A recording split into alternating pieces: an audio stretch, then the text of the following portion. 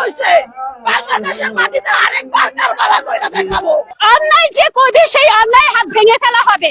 প্রধান উপদেষ্টা ডক্টর ইউনূস আছেন, সমন্বয়কারী ছাত্র যারা 12 জন উপদেষ্টা আছেন, যারা বর্তমানে তত্ত্বাবধায়ক সরকারের দায়িত্বে আছেন, এবং শুধু তারা না, যারা বুদ্ধিজীবী আছেন বিভিন্ন সেক্টর, হতে পারে সাংবাদিক, হতে পারে পুলিশ, হতে পারে সেনাবাহিনী, যারা ন্যায়কে দেশে প্রতিষ্ঠিত করতে চান, যারা দেশে ন্যায় প্রতিষ্ঠা করতে চান।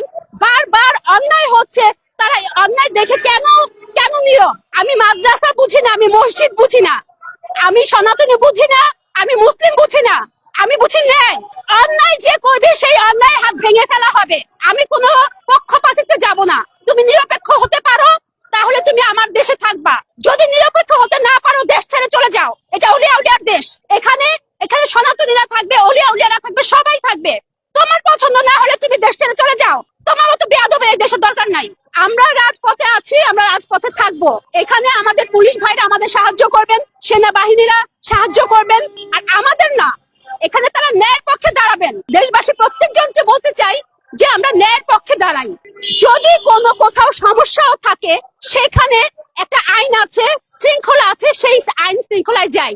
মোল্লাদের সেই মুখোশগুলো চেনে হিস্ট্রে খুলে তাদেরকে নামানো উচিত। তারা তো মোল্লার উপযুক্ত না। তারা তো মোল্লার যে বেশটা ধারণ করেছে, হৃদয়ে তো সে মোল্লাগিরি ধারণ করতে পারে নাই। সে যদি ধারণ করতে পারতো, তাহলে একজন মহিলার কাপড় নিয়ে টানার চেষ্টা কিভাবে করে? এখানে কেন মাজার ভাঙা হবে?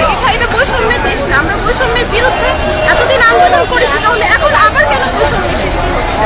যে যার মতো ভালো থাকবে সে তার মতো থাকবে, যার যেটা ভালো লাগে তার সে তার সেই করবে।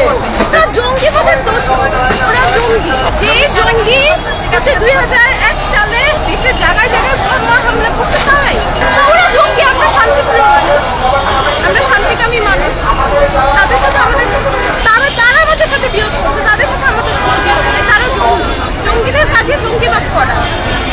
এখন একটা ট্যাগ লাইন, যেমন আগে কেউ কিছু বললে তাদেরকে বলে দেওয়া হতো রাজাকার। এখন কি হয়, কেউ যদি বলে যে মাজার বিশ্বাস করি বা মাজার মানি, আউলিয়ার দেশ বাংলাদেশ, আউলিয়ার দেশ। মাজার তো মানবে না, মানলে মুসলমান হবে কেন? আউলিয়া করে তো তাদের ট্যাগ দেওয়া হয় যে মাজার পূজারি। কেন হবে এটা কোনো ট্যাগ?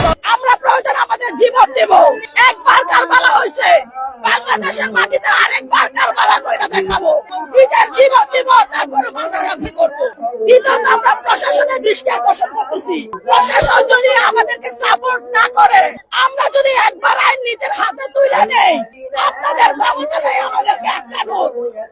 একবার যদি আমরা আইন হাতে তুলে নেই, আপনাদের ক্ষমতা নাই আমাদের আটকানোর। ওয়াজ করার সময় নাই, বক্তব্য দেওয়ার সময় নাই। তবে কিছু রোড ম্যাপ যদি না দেওয়া হয়, তাহলে আমাদের নিশানা, ঠিকানা, আমাদের ভবিষ্যৎ পরিকল্পনা, তাহলে আমরা সামনের দিকে সুন্দরভাবে এগিয়ে যেতে পারবো না। শুরু থেকে সেই প্রথম শাহ আলী বাবার দরবার থেকে শুরু করে আজ পর্যন্ত 6টি প্রোগ্রামে সশরীরে সবাইকে নিয়ে উপস্থিত হয়েছি। আর আমাদের সাথে কিছু কিছু মানুষ ছিল।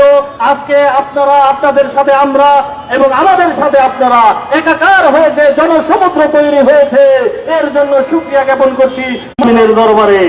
আপনারা জানেন, যেভাবে মাজার ভাঙচুর করা হচ্ছে, যেভাবে ওলি আল্লাহদের দরবারে অগ্নিসংযোগ করা হচ্ছে, উস্কানি দিচ্ছে ধর্মান্ধ উগ্রপন্থী জঙ্গি, যাদের কোনো দলের রাজনৈতিক পরিচয় নাই, যাদের কোনো দলগত পরিচয় নাই, তাদের একটা পরিচয়, তারা উগ্রপন্থী, তারা জঙ্গি।